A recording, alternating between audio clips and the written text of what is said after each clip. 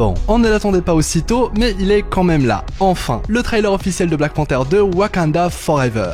Un trailer bourré d'informations et surtout un trailer qui nous permet d'enfin savoir qui est le nouveau Black Panther.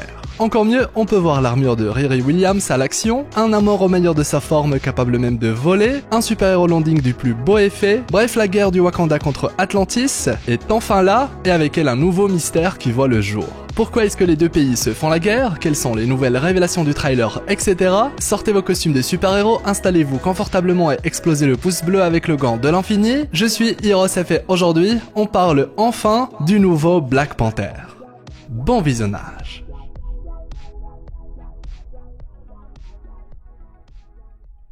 Si le premier teaser révélé sur Black Panther 2 Wakanda Forever nous a seulement suggéré un conflit entre le Wakanda et Atlantis, voilà que le nouveau trailer du film vient absolument tout mettre en lumière. Mieux, il propose un véritable parallèle entre les deux pays, les deux civilisations. Une idée qu'on retrouve même dans le poster officiel qui accompagne la sortie du trailer du film, un poster qui oppose les deux nations les plus puissantes dans le monde.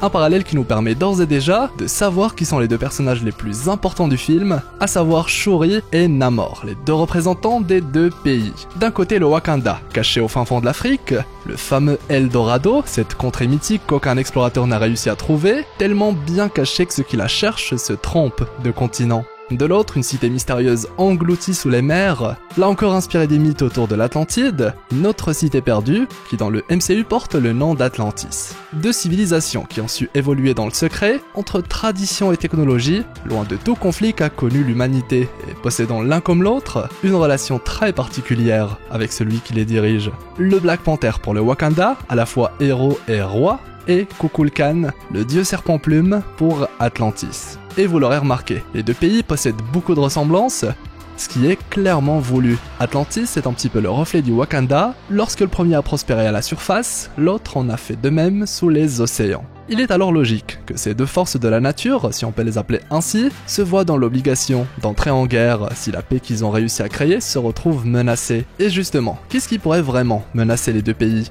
Je veux dire, ça semble un petit peu bizarre que ces deux royaumes entrent en conflit, surtout lorsqu'on sait que le Wakanda a par exemple toujours œuvré à garder ses distances avec le monde extérieur. Faire de son mieux pour garder son existence secrète, et même après une envie de s'ouvrir au monde, c'est louche de voir ce pays entrer en guerre en seulement quelques années de coopération avec le reste du monde. Comme si quelqu'un ou quelque chose souhaitait profiter de l'occasion, affaiblir un Wakanda dont l'existence est désormais connue de tous, pour qui sait s'emparer de ce que le Wakanda possède. Ce qui m'amène à deux conclusions, du moins dans l'immédiat. La première, il est possible que les deux pays soient contrôlés, du moins que ce qui les pousse à s'affronter ne soit en réalité qu'une sorte de quiproquo. Un scénario possible, surtout lorsque Namor est de l'autre côté, un personnage de nature héroïque, plutôt qu'un super vilain. Ce qui veut dire que d'entrée de jeu, on sait que la fin du film devrait permettre au moins à Namor et le Black Panther de faire la paix. Deuxième possibilité, les deux sont convaincus que l'autre pays est responsable d'un événement majeur, un événement si important qu'il pousse à entrer inévitablement en guerre,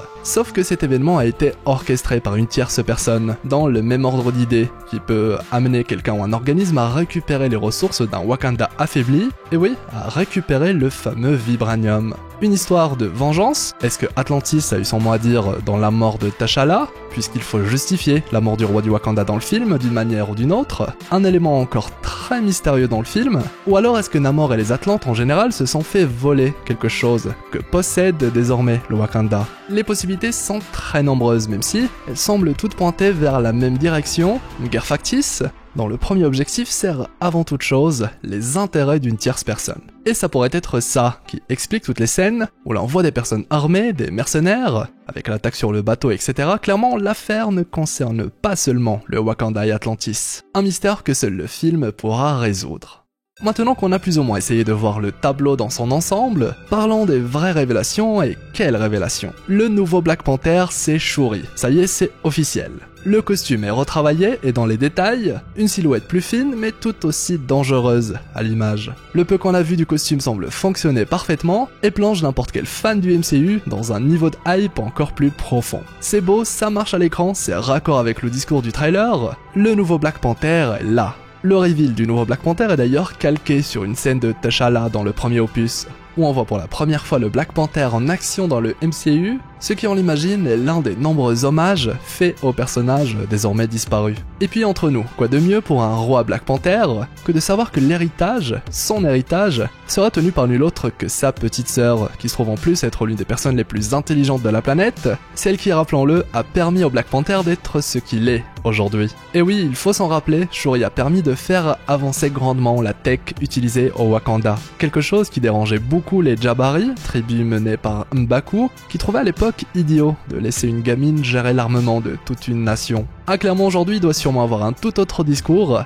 et ça tombe bien car depuis, M'Baku s'est beaucoup rapproché de la famille royale, ce qui explique pourquoi il est aussi présent. Chose que confirme justement le trailer du film. Ainsi on peut déjà se douter que Shuri en Black Panther, c'est l'occasion de mettre beaucoup plus de gadgets dans le costume. Là où un T'Challa avait surtout tendance à beaucoup plus utiliser la force brute, voire refuser certaines technologies qui pourraient dénaturer ce côté brut, qu'il affectionne et qui, comme il le disait si bien, plaît aux anciens. Ici avec Shuri, c'est l'occasion de profiter à la fois de la force brute, puisqu'en tant que Black Panther, elle reçoit les bienfaits de l'herbe cœur, ce qui renforce tous ses attributs physiques, mais en plus elle pourra compter sur des créations personnelles pour l'aider dans ses affrontements. Et maintenant qu'elle saura par elle-même ce qu'est combattre sur le terrain, ces créations vont pouvoir devenir encore plus dévastatrices, clairement une version du Black Panther qui pourrait s'avérer encore plus redoutable que l'ancienne.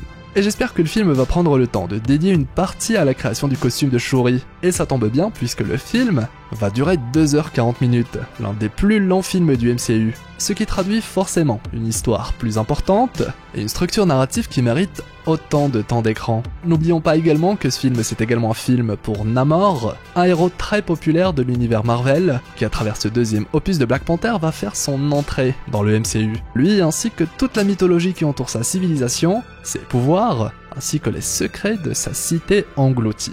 On a par exemple pu confirmer via ce nouveau trailer que Namor possède comme dans les comics sa capacité de voler, ce qui fait de lui l'un des rares personnages possédant ce don dans le MCU. Quant au reste de l'histoire de Namor, il faudra attendre le film pour tout savoir, surtout qu'on parle d'une histoire qui a été pas mal altérée par le MCU, de quoi apporter de la fraîcheur et une nouvelle relecture du mythe derrière Namor. Un nouveau trailer, c'est également l'occasion de voir Riri Williams en action.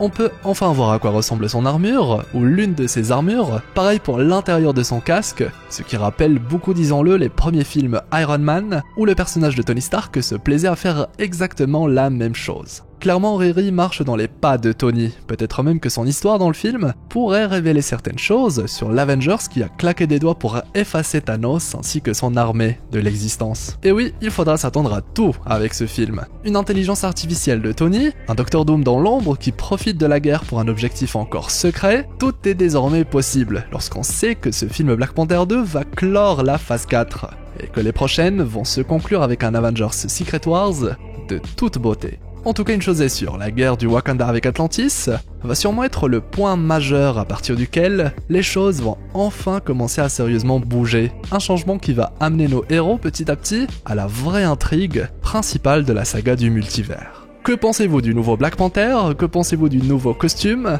Est-ce que Namor est crédible à l'écran? Et quel futur selon vous attend Riri Williams dans le MCU? Dites-moi tout ça en commentaire, ainsi que votre avis général sur le trailer officiel de Black Panther 2 Wakanda Forever. Comme d'habitude, je compte sur vous pour le pouce en l'air, le fameux pouce bleu avec le gant de l'infini, ça m'aide beaucoup et je vous remercie pour tout le soutien que vous apportez. Abonnez-vous si ce n'est toujours pas fait, un petit clic pour faire partie de notre belle communauté d'explorateurs d'univers, avec la petite cloche pour être notifié à chaque publication. Vous avez aussi les annotations de fin si vous souhaitez en savoir plus sur le MCU ou d'autres univers. On a par exemple récemment parlé de Deadpool et Wolverine, ou encore sur le projet secret de Tony Stark et Bruce Banner. Quant à moi, je vous souhaite une agréable journée ou soirée. C'était Hirosef, l'explorateur d'univers, pour vous servir.